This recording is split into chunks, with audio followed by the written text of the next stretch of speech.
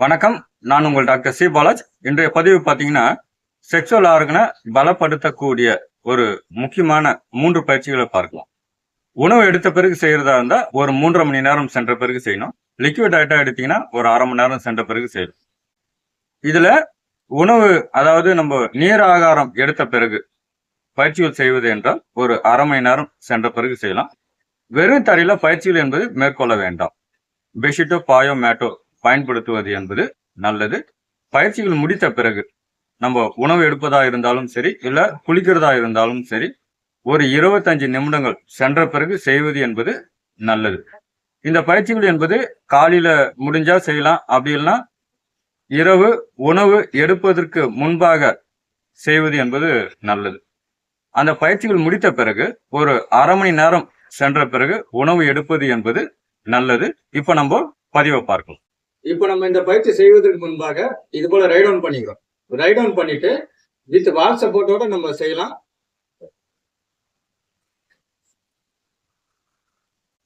நம்ம இந்த போஸ்டர்ல வந்த பிறகு சாதாரண ஒரு மூச்சு இந்த நிலையில ஒரு 50 எண்ணிக்கை நம்ம தாராளமா அப்படியே இருக்கலாம். இதுல செய்யும் பொழுது பாத்தீங்கன்னா ரத்த ஓட்டம் சீராக்கக்கூடிய ஒரு நிலை நம்ம பார்க்கலாம். உறக்கம் என்பது நன்றாக வரக்கூடிய ஒரு நிலை. உங்களுடைய தொப்பை குறையும், சக்கரவியாதிக்கு ரொம்ப நல்லது, யூட்ரஸ்க்கு ரொம்ப நல்லது.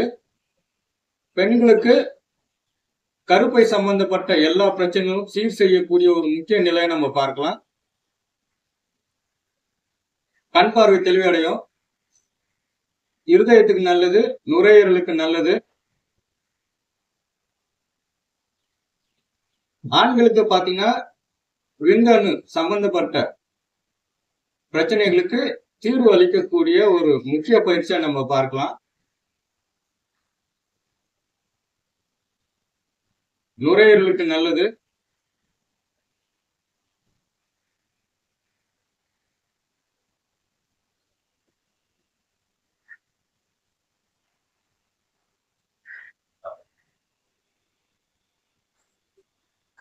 ஆரம்பத்துல ஒரு 25 எண்ணிக்கை செய்யுங்க. எக்ஸ்பீரியன்ஸ் ஆன பிறகு ஒரு 50 எண்ணிக்கை என்றது நம்ம இருக்கலாம்.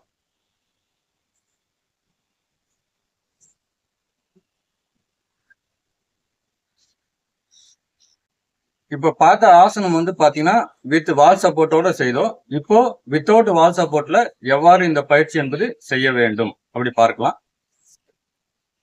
நம்ம இது போல ரைட் டவுன் பண்ணிக்கிறோம். ரைட் டவுன் பண்ணிட்டு உங்களுடைய கால்கள் மேல உயர்த்தப்படுகிறது. இப்போ மேல போகும் பொழுது மூச்சு காத்து இழுப்போம், டவுன் பண்ணும்பொழுது மூச்சு காத்து என்பது வெளிவிடப்படுகிறது.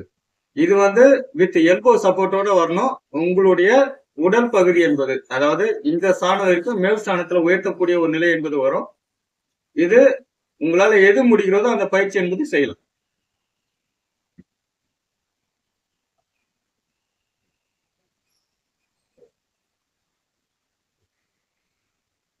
இப்போ இந்த நிலைக்கு வரணும். சாதாரண ஒரு மூச்சு.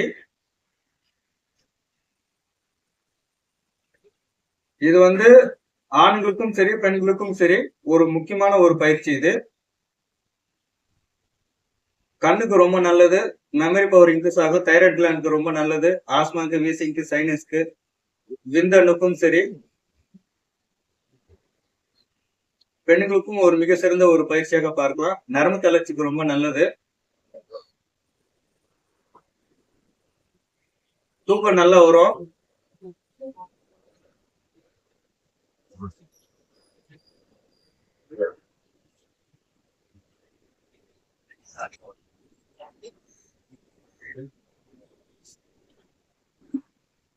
இந்த ஆசனம் பாத்தீங்கன்னா, அதாவது நம்ம ஆசனங்கள்ல டோட்டல் நம்பர் ஆஃப் ஆசனாஸ் பாத்தீங்கன்னா 1,84,000 ஆசனாஸ் இருக்கு.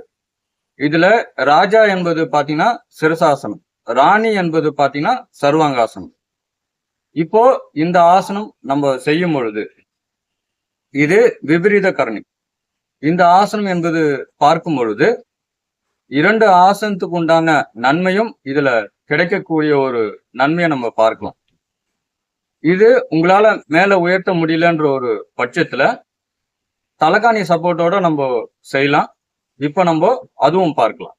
இப்ப பாத்தீங்கன்னா தலைகாணி வந்து குறைஞ்சபட்சம் ஒரு 3 தலைகாணி இந்த அளவுல இருக்கணும். நான் உங்களுக்கு எக்ஸாம்பிள் காட்டுவதற்காக ஒரு தலைகாணி நான் யூஸ் பண்றேன். இப்போ 3 தலைகாணி வைக்கும் பொழுது இந்த ஹைட்டுக்கு வரும். நாம அமரும் பொழுது இங்க வரணும். பின்புறமா சாயும் பொழுது, அதாவது பின்புறமா கொண்டு வரும் பொழுது பாத்தீங்கன்னா ஆட்டோமேட்டிக்கா உங்களுடைய உடல்நிலை என்பது இந்த அளவுக்கு உயர்த்தப்படுகின்ற ஒரு நிலை நம்ம பார்க்கலாம். இப்போ நம்ம பார்க்கலாம் அமருகின்ற ஒரு நிலை. இப்போ 3 தலைகாணி வச்சீங்கன்னா இந்த ஹைட் வரும். மெதுவா பின்புறமும் இப்படி சாயிரும். சாஞ்சிட்டு உங்களுடைய கால்கள் இப்படி உயர்த்தும். இப்போ இது ஒரு தலைகாணி இருக்கவே இந்த நிலை வருது. இப்போ இதுவே நம்ம ஒரு 3 தலைகாணி வைக்கிறோன்ற ஒரு பட்சத்துல உங்களுடைய உடல்நிலை இந்த அளவுக்கு வரும்.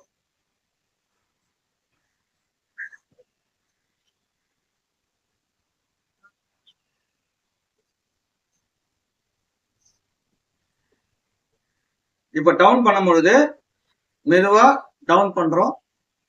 கால்களை இப்படி கொண்டு வந்த பிறகு இடுப்பு ஸ்தானத்தை மேல உயர்த்திய பிறகு ஒரு தலைகாணியும் எடுக்கணும்.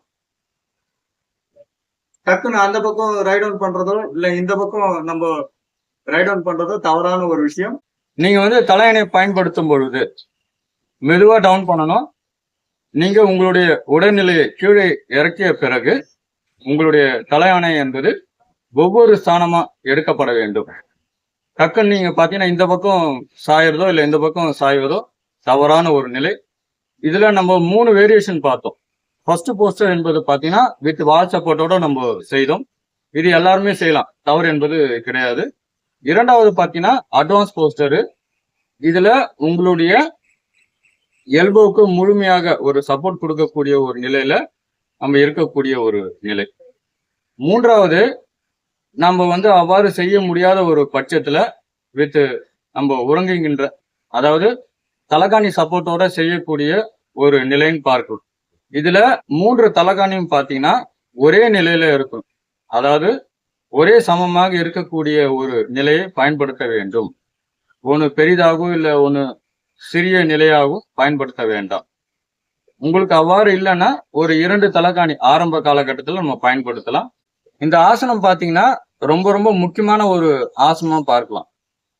இதுல செய்யும் பொழுது உங்களுடைய ஃபுல் பாடி ஒர்க் அவுட்னு பார்க்கலாம். உங்களுடைய தலைப்பகுதியிலிருந்து உங்களுடைய கால் பகுதி வரைக்கும் முழுமையாக ஒரு புத்துணர்ச்சி அளிக்கக்கூடிய ஒரு மிக சிறந்த ஒரு பயிற்சி என்பது உண்டு.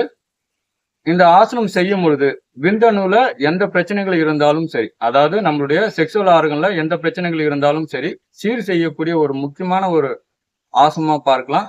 இது 3-in-1 ஆசனம் சொல்லிட்டு சொல்லுவோம் இந்த ஆசனத்தை பொறுத்த வரைக்கும்.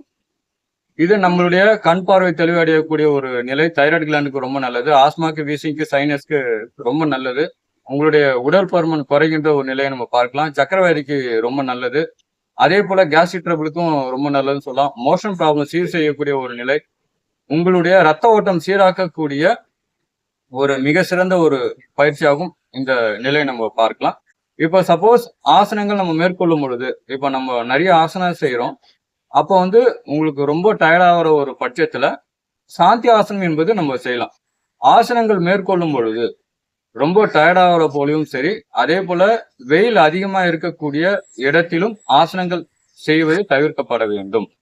வேர்வை சிந்துற போல யோகாசனம் என்பது செய்ய வேண்டாம். யோகாசனம் செய்யும் பொழுது நீங்க எளிமையான ஆசனம் செய்தாலும் சரி, அதை புரிந்து கொண்டு செய்வது என்பது ரொம்ப நல்லது. ரொம்ப அட்வான்ஸா ஆசனம் செய்ய வேண்டிய அவசியம் என்பது கிடையாது.